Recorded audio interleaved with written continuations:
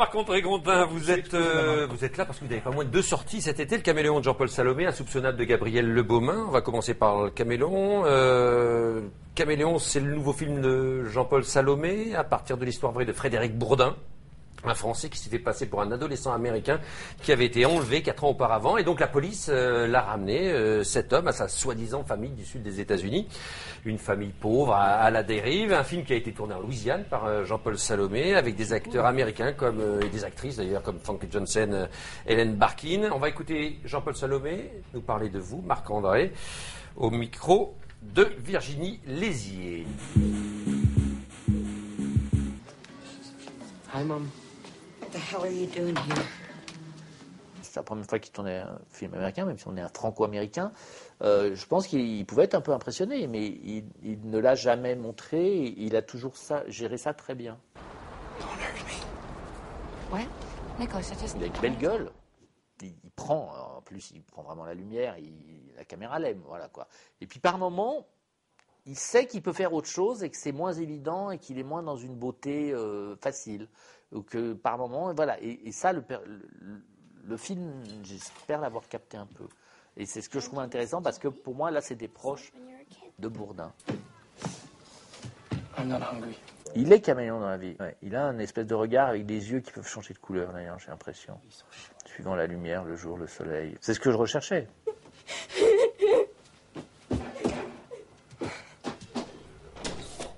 Finalement, quand je vois votre concentration, là, Marc-André Grondin, je ressens encore le personnage, le côté... Vous avez, c'est ça, il a raison, Jean-Paul Salomé, le côté caméléon, comme ça, vous l'avez, vous le vivez, un peu comme ça?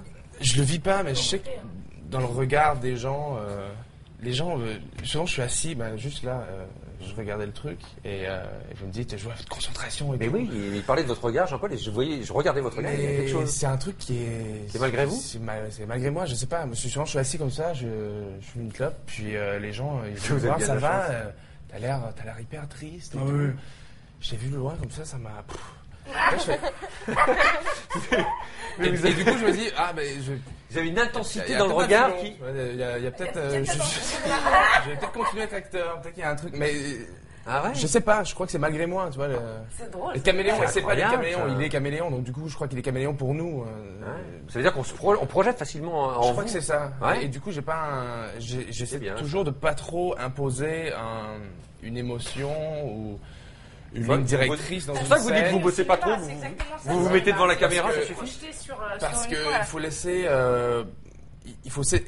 En fait, j'essaie de laisser la liberté au public de projeter leurs propres émotions dans le personnage.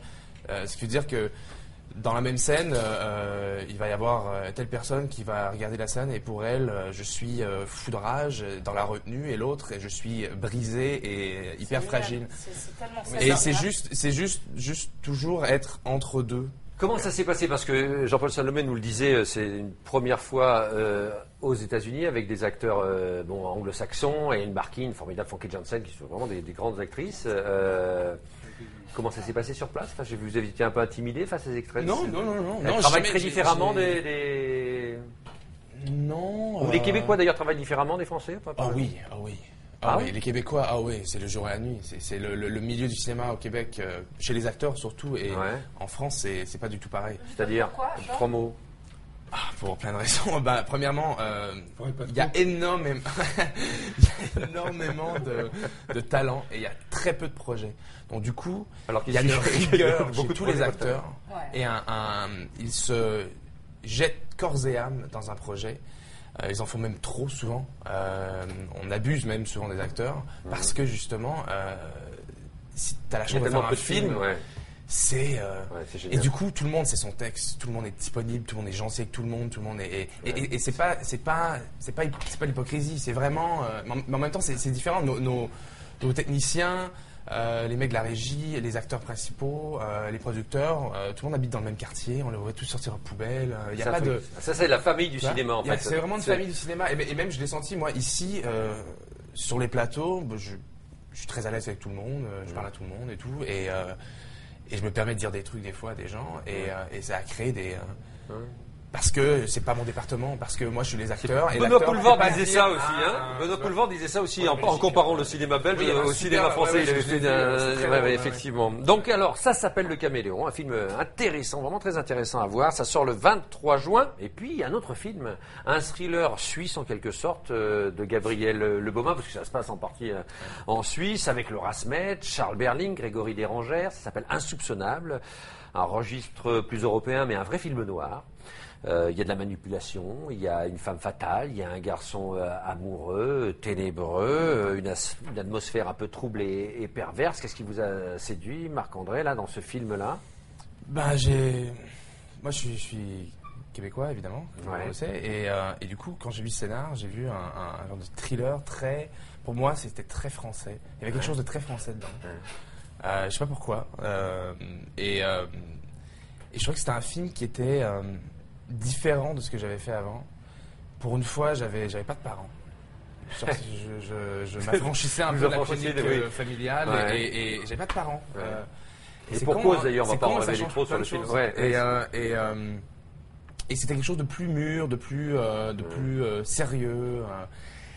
Ça m'a intéressé et surtout, j'ai rencontré le réalisateur et j'ai vraiment eu un coup de cœur pour le réalisateur qui est Gabriel Le Baumin. Quelqu'un d'exceptionnel, qui est hyper intelligent, qui a une façon de il avait fait les fragments d'Antonin pour situer le film sur la Première Guerre mondiale. C'est un grand vulgarisateur, il sait, c'est un grand directeur d'acteurs vraiment, et c'est son deuxième film et déjà il sait comment parler aux acteurs.